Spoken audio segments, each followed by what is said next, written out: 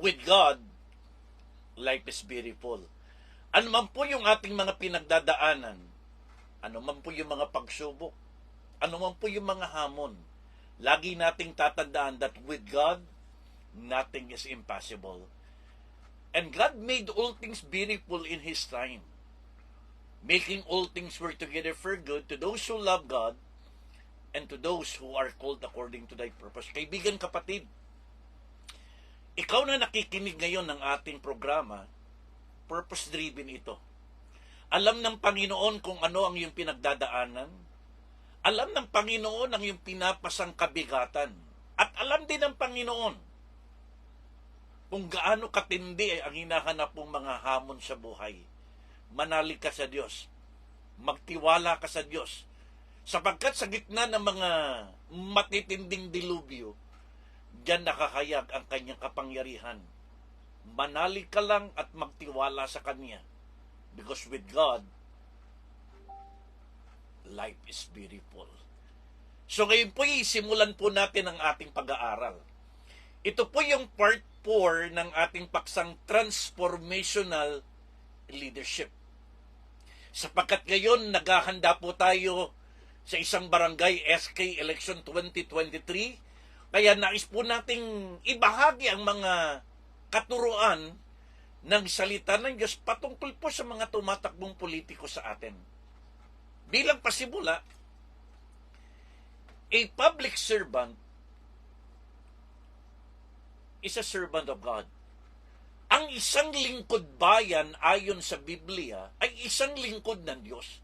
Sapagkat ang sabi po ng Romans chapter 13, there is no authority except from God. And the authority that exists are appointed by God. Maliwanag ang Biblia na walang pamahalaan na hindi nagmula sa Diyos. At siya'y naglalagay, ang Diyos ang naglalagay ng mga namumuno sa kanilang pwesto. Kaya ang ating paniniwala, bawat lingkod bayan ay isang tunay na lingkod ng Diyos. Kaya't marapat lamang na ating pong isama sa panalangin at talagang tulungan po natin ang ating mga tumatakbong kababayan, lalo tigit yung may mga puso sa Diyos, puso sa bayan, at puso po sa ating mga kabarangay. So ngayong umagang ito, talakayin po natin part 4 ng transformational leadership. Nalaman po natin that a transformational leadership, number 1, he is a man of faith. Number 2, he is a man of faithfulness. And number 3, he is a man of fruitfulness. Na ang tunay na isang leader na nagdadala ng pagbabago, makadiyos, matapat, at mabunga sa kanyang ginagawang pamumuno, sa kanyang ipinagkatiwalang posisyon sa barangay. So ngayong umagang ito, talakayin po natin yung The Man of Faith, part 4. First, nung mga previous week, nalaman po natin, a man of faith, when it comes to his words, tinitingnan natin yung mga salitang lumalabas sa kanya. Number 1, edifying words. Number 2, eliminating words. And number 3, exemplifying words. Mahalagang tinitingnan po natin ang bawat salita na lumalabas sa ating mga lingkod bayan. Sapagkat ang sabi nga ng Biblia, out of the abundance of the heart, the mouth speaks. Number 2, his walk. Paano bang lumalakad ang isang lingkod bayan? Last Saturday, nakita po natin yung 3 katangian ng paglakad ng isang lingkod bayan.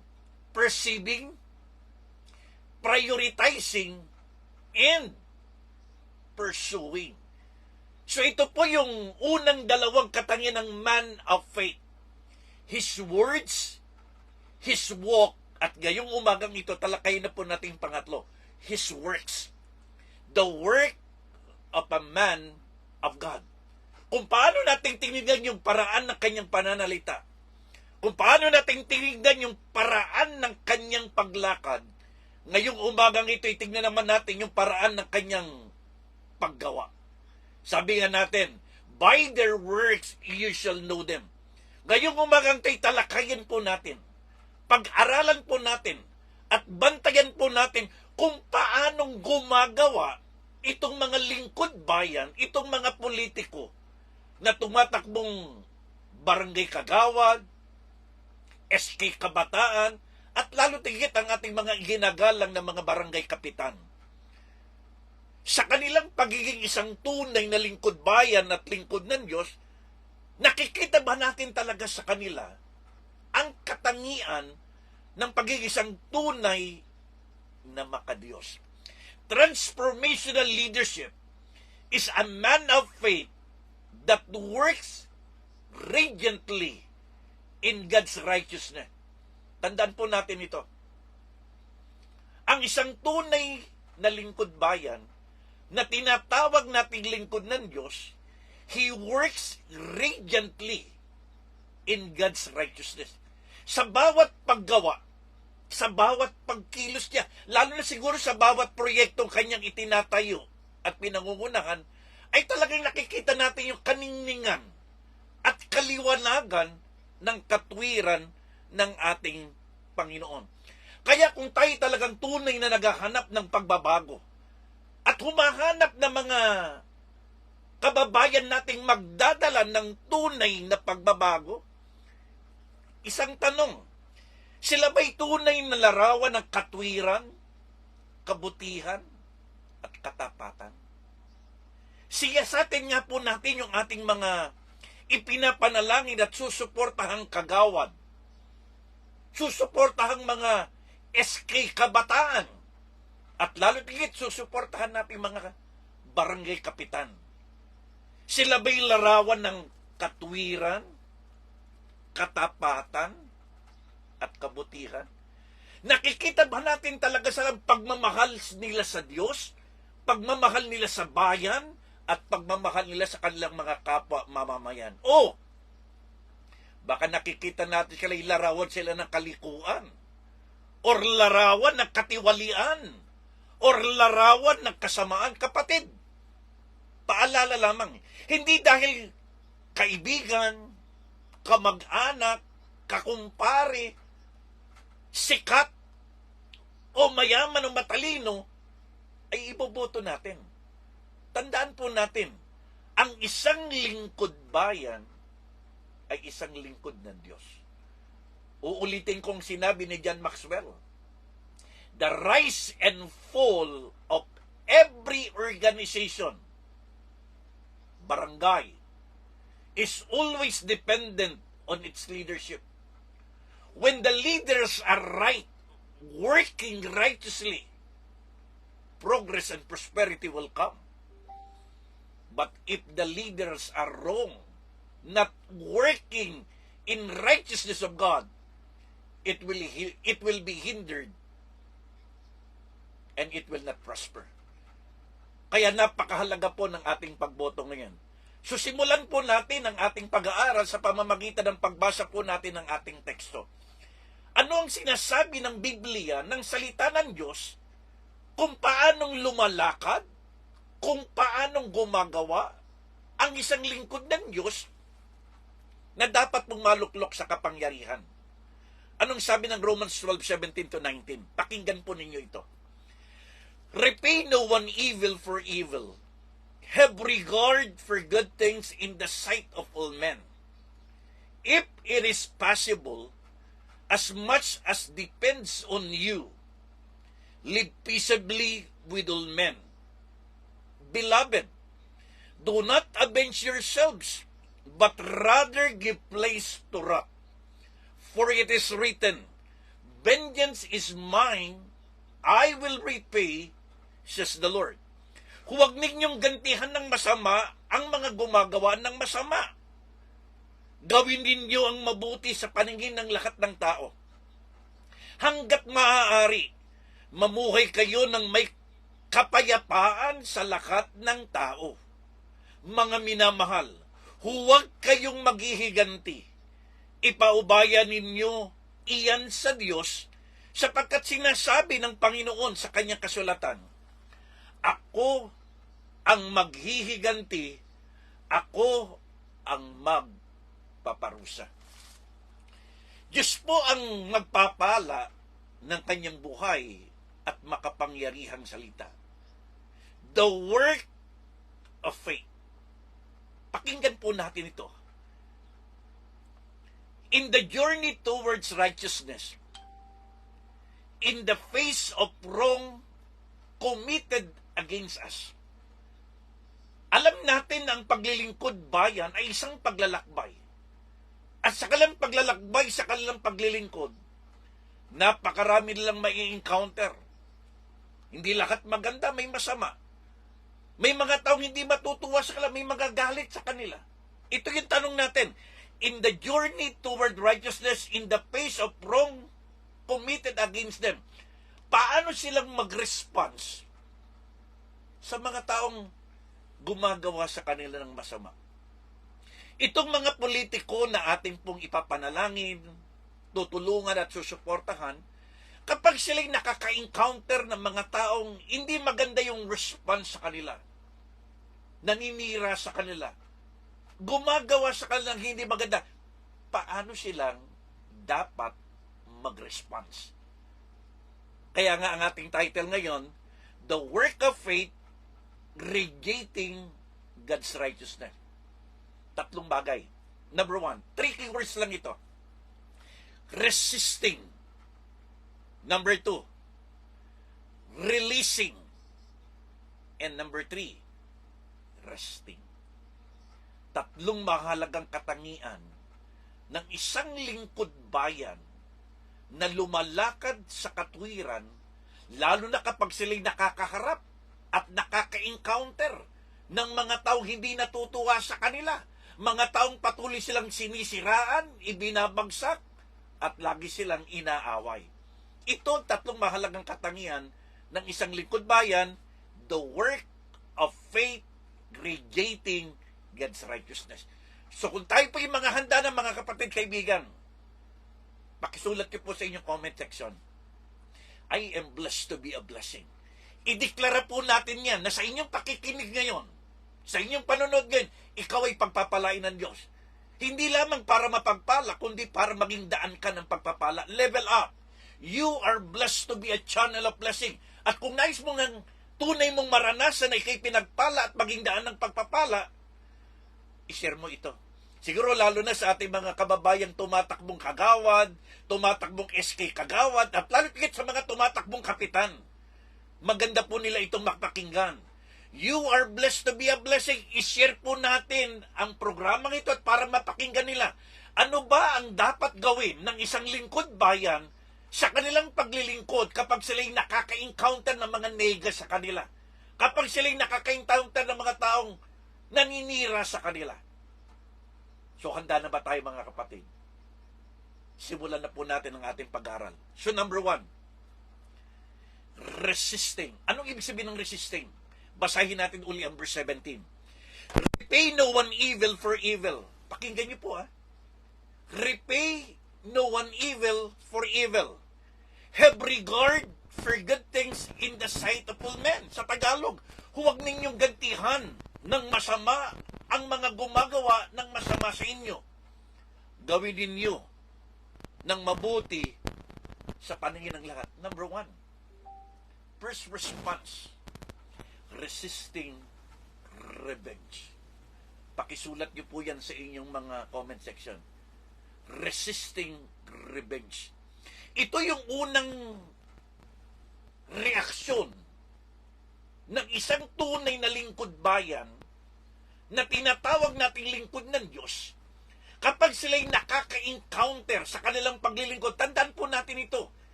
Hindi lahat ng taong paglilingkuran natin ay mapiplease natin. Kahit anong buti, kahit anong ganda, kahit anong dami ng project na ginagawa natin sa bayan natin, hindi lahat ng taong matutuwa sa atin. Meron talagang taong maiinis pa rin. Meron tao talagang maghahanap pa rin ng kasiraan natin. At kung dumating yan, sa panahon na ikaw ay nanunungkulan na, first response in radiating God's righteousness, number 1, resisting revenge. Anong ibig sabihin? ganti.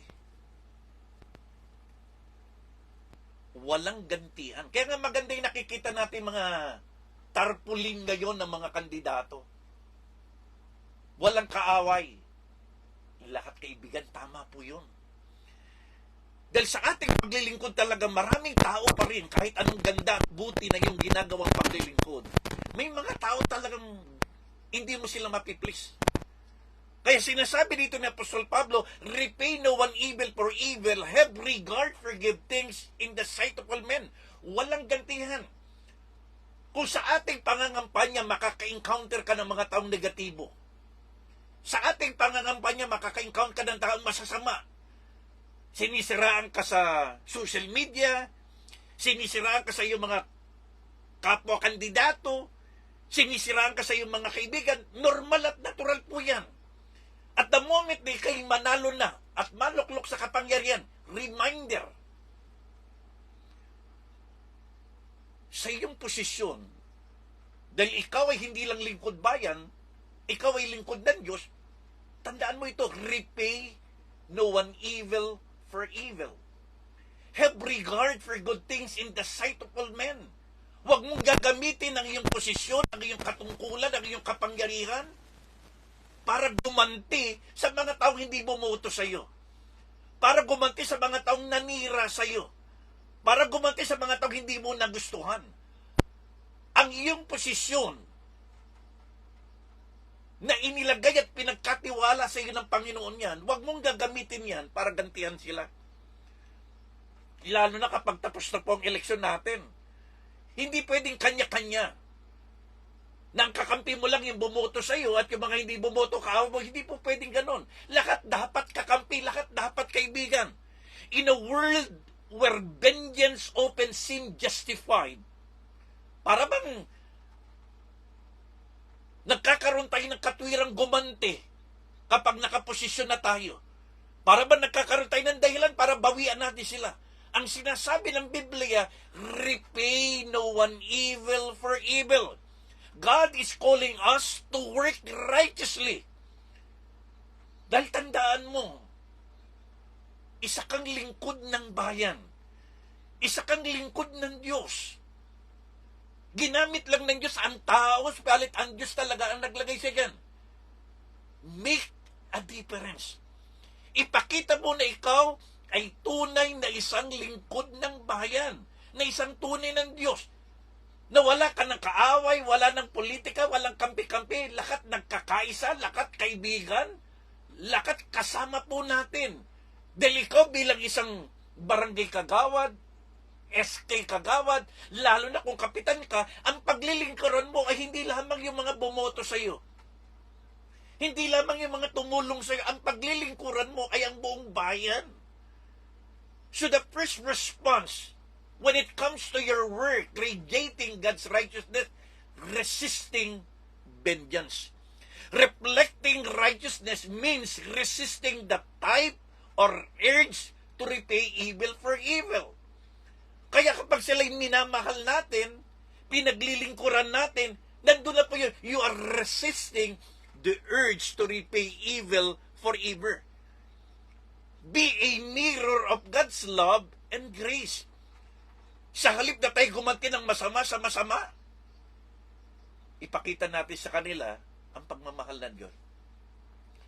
Ipakita natin sa kanila na tunay kang lingkod ng bayan at lingkod ng Diyos, na kahit hindi sila bumoto sa iyo, hindi sila sumuporta sa iyo, mahal mo pa rin sila. Paglilingkuran mo po sila. When we choose to respond in kindness and forgiveness, we are radiating the very righteousness of God. Take note, pakisulat niyo po ito. Resisting revenge is not a sign of weakness. It is a sign of strength. Kapag ikaw ay nanalo na bilang barangay kagawad, SK kagawad, lalo na kapitan, alam ko maraming matinding labanan ito. Marami talaga mga black propaganda, talagang hahalungkotin lahat ang pangit at baho mo. But still, dahil ikaw ang niloob ng Lord na manalo, first response in rejecting the righteousness of God because you are a man of God, dahil lingkod ka ng bayan, lingkod ka ng Diyos. Tanda natin, resisting vengeance is not a sign of weakness. It is a sign of strength. Number 2, anong sabi po ng verse 18? If it is possible, as much as it depends on you, live peaceably with all men. Tagalog, hanggat maaari, mamuhay kayo ng mapayapa sa lahat ng tao. Pangalawang response natin, bilang isang tunay na lingkod ng Diyos na lumalakad, gumagawa sa kanyang katwiran, releasing resentment. Pakisulat niyo po sa inyong comment section, releasing resentment. Bakit po? Ngayong panahon ng kampanya, masasaktan ka talaga. Maraming politikong, ngayon pa nga lamang, yung bago pa nga lamang ng filing of candidacy, nagkakaroon na ng pananakit. Marami na tayong mga sakit na nararanasan, naririnig, nakikita, tababasa. Kanya-kanyang siraan na. Kanya-kanyang hilaan pababa na, kanya-kanya ng black propaganda. Talagang masasaktan ka, mapapaya ka, mauungkat lahat ng pangit at baho ng buhay natin. Pero kapag niloob talaga at gusto nila na manalo ka, mananalo ka talaga. May pera ka man, may makinarya ka man, meron ka man partido, nagsusulo ka, kapag niloob ng Diyos at ginusto na Lord na manalo ka, mananalo ka.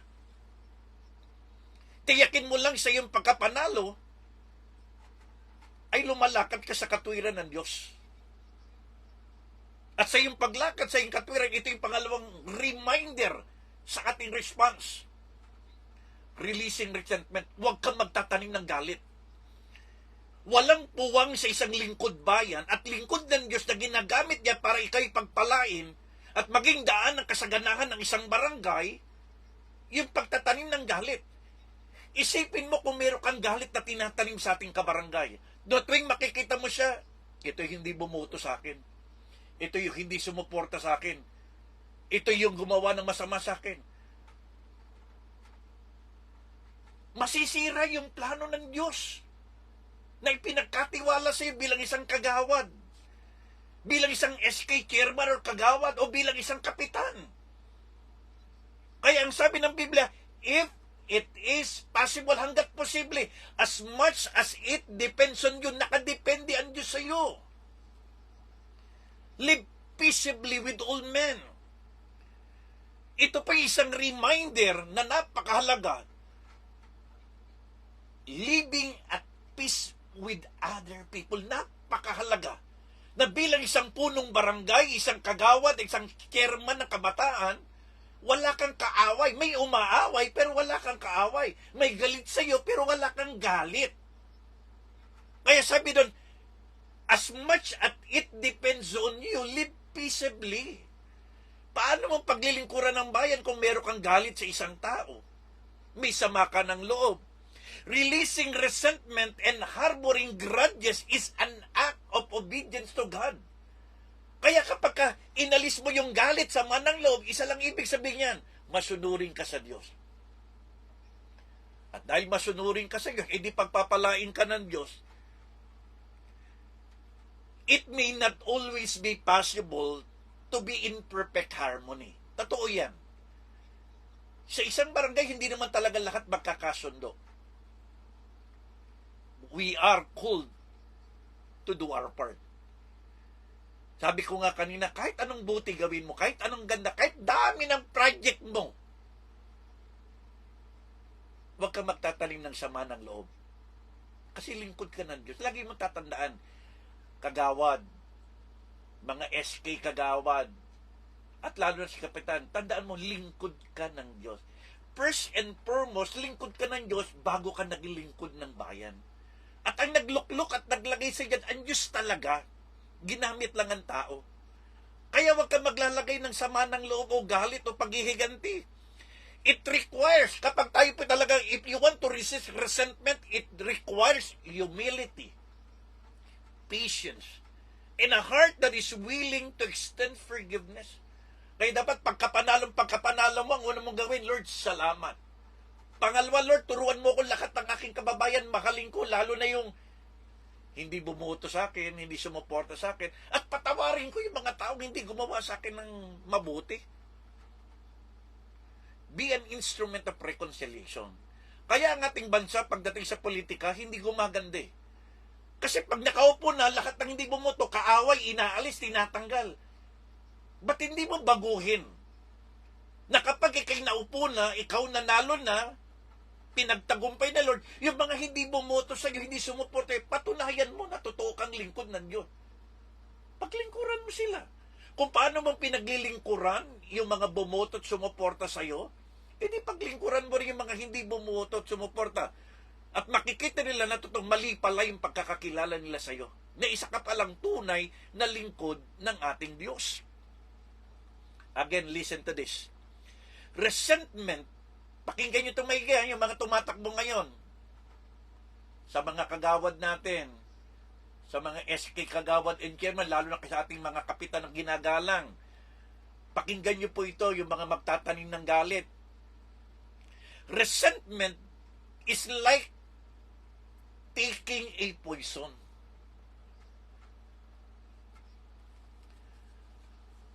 Yung pagtatanim daw ng galit, ng sama ng loob, ay tulad ito ng pag-inom ng lason. Waiting for others to die. Biruin nyo. Resentment is like taking a poison and waiting for others to die. Anong ibig sabihin? Kapag ikaw pala ay nagtanim ng sama ng loob ng galit, para kang umiinom ng lason, at ang hinihintay mong mamatay yung mga taong nanonood sa iyo, ikaw ang uminom ng lason. Siyempre, pag ikaw ang uminom, ikaw ang mapapahamak. Kaya wag kang magtatanim ng galit at sama ng loob, kasi parang pag-inom ng lason yan. And the only key and antidote to resentment, forgiveness and gratitude. Instead na mag-focus ka sa mga mali at pangit na ginawa sa iyo ng mga taong hindi sumuporta, mag-focus ka sa ginawa ng Diyos, nanalo ka. Tama o may tama? The last and final. Verse 19. Beloved, do not avenge yourself, but rather give place to wrath. For it is written, vengeance is mine, I will repay, says the Lord. Mga minamahal, huwag kayong maghihiganti. Ipaubayan ninyo sa Diyos, sapagkat sinasabi ng Panginoon sa kanyang kasulatan, ako ang maghihiganti, ako ang magpaparusa. The last and final response, the works of faith rejecting God's righteousness, ito yung dapat makita sa isang lingkod bayan na nagliliwanag. Resting in God's righteous judgment. Sulat niyo po, resting in God's righteous judgment. Doon sa mga tao talagang walang ginawa kundi gawan ka ng masama, doon sa mga taong wala talagang tigil na sinisiraan ka kahit anong gawa mo ng kabutihan, kahit anong paglilingkod mo, kahit anong pagpapatawad mo, kahit anong pagmamahal mo, kahit anong pagpapakumbaba mo, talagang ganun sila. Ito yung pangatlo. Resting in God's righteous judgment. Anong ibig sabihin? Ibigay mo sila sa Diyos. In moments of hurts and injustice, it's very natural to want to take the matters in our hands. Bisa talaga nga sobra na eh. Below the belt na. Buti sana kung totoo, alam naman natin dito, kaya minsan gusto na natin gumanti.